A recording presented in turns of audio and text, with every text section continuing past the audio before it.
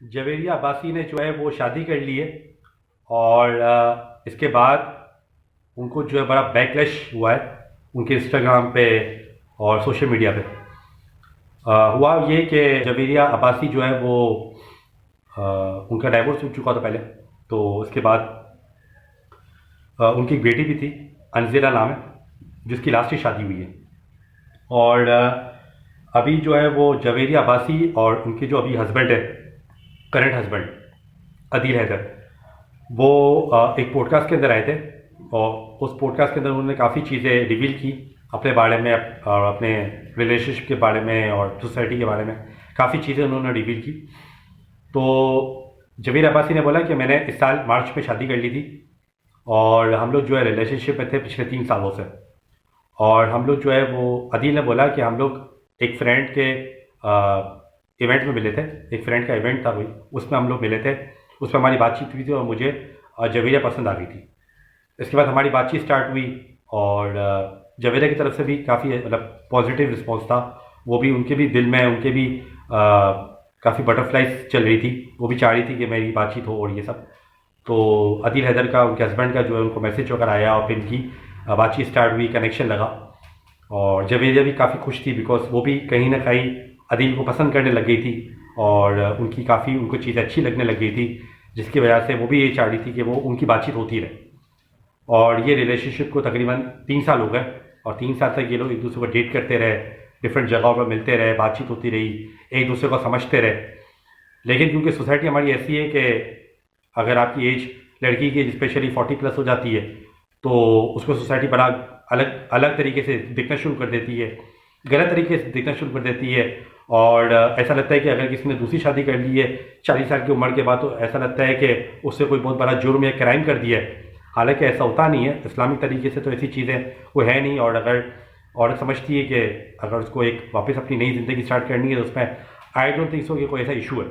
और जवेरिया अब्बासी भी यही चाहती थी, लेकिन क्योंकि हमारी सोसाइटी ऐसी ही है और सोसाइटी का बैकलैश बहुत ज़्यादा आता है, स्पेशली सोशल मीडिया पे कीबोर्ड वॉरियर्स बहुत ज़्यादा है, तो वो ऐसा कुछ चाह नहीं रही थी। और उनकी बेटी की भी शादी होने वाली थी तो वो इस तरीके का कुछ पंगा लेना चाह नहीं रही थी। इसके बाद जब लास्ट ईयर उनकी बेटी की शादी हो गई, इसके बाद फिर उन्होंने, दोनों कपल ने डिसाइड किया कि हाँ, अब हम कुछ इस बारे में सोच सकते हैं।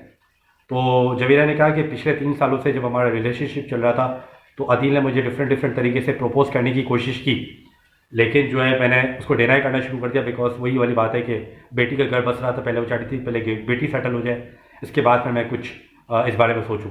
लेकिन बातचीत चल रही थी, दिल मिले हुए थे, बटरफ्लाइज चल रही थी दोनों की तरफ से, तो फिर जाहिर सी बात है कोई ऐसा इशू होता नहीं है फिर। लेकिन खैर टाइम निकला और जब ये साल स्टार्ट हुआ तो फिर वो दोनों पेरिस में मिले और अदील अपने काम के सिलसिले में पेरिस गया और जवेरिया अपनी शूटिंग वगैरह के सिलसिले में पेरिस गई। और वहाँ पर अदील ने उनको प्रपोज किया एफिल टावर पे रिंग देके। और उन्होंने वो चीज़ें अपनी सोशल मीडिया पे भी शेयर की थी। इसके बाद हस्बैंड को तब रिवील नहीं किया था उन्होंने, लेकिन इसके बाद फिर जब एंगेजमेंट वगैरह हो गई, इसके बाद उन्होंने निकाह भी कर लिया।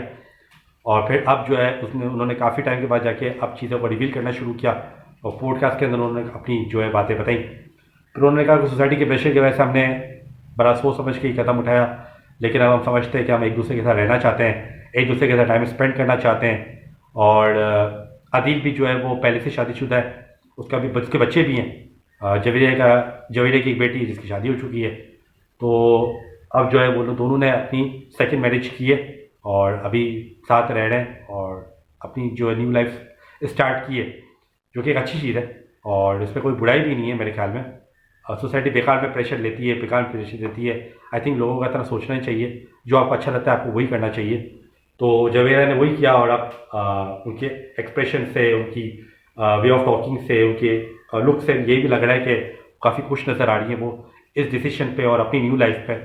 और उन्होंने ये रिकमेंड किया है लड़कियों को और जो है वो अबव एज को, कि अगर किसी का घर टूट भी आता है, किसी का घर चलता नहीं है, तो इसका मतलब ये नहीं कि आप अपने आप पे इन्वेस्ट ना करें, आप अपने आप पे खर्च ना करें, आप अपनी ग्रूमिंग पे काम करें, आप अपनी वे ऑफ लिविंग पे काम करें, आप अपने वे ऑफ लुकिंग पे काम करें, तो फिर आपको भी कुछ ना कुछ अच्छा ही मिलेगा। और ज़िंदगी ख़त्म नहीं हो, ज़िंदगी जो है इसमें ख़त्म नहीं हो जाती है, बल्कि ज़िंदगी बहुत पुरसुकून है, बहुत अच्छी है अगर हम उसको अच्छे तरीके से गुजारना चाहें तो। और अपने आप पे इन्वेस्ट करें, अपनी ग्रूमिंग करें, अपने अपने मतलब समझ लो उनके कहने का मकसद ये अपनी अपीयरेंस पे काम करें। जब ये सब चीज़ें होंगी तो डेफिनेटली उनको भी कोई ना कोई जीवन साथी मिल जाएगा, जैसे जबीना को मिले। तो उन्होंने ये मैसेज दिया और आई होप कि उनकी ज़िंदगी जो है अच्छी गुजरे। और इंस्टा से और सोशल मीडिया से तो यही नज़र आ रहा है कि काफ़ी वो खुशबाश तरीके से अपनी ज़िंदगी गुजार रही हैं। पिक्चर्स वगैरह से तो ये पता लग रहा है कि बड़ा मज़ेदार ज़िंदगी गुजार रही है। तो डेट्स गुड, अच्छी चीज़ है और इसको अप्रिशिएट करना चाहिए, इसको प्रमोट करना चाहिए। तभी मैंने ये वीडियो बनाई है ताकि हम लोग इसको जो है बहुत ज़्यादा नेगेटिव ले लेते हैं। हर चीज़ नेगेटिव लेना सही नहीं है। कुछ चीज़ों को जो पॉजिटिव है उनको पॉजिटिव ही दिखाना चाहिए। तो वही मैंने दिखाने की कोशिश की है। Thank you.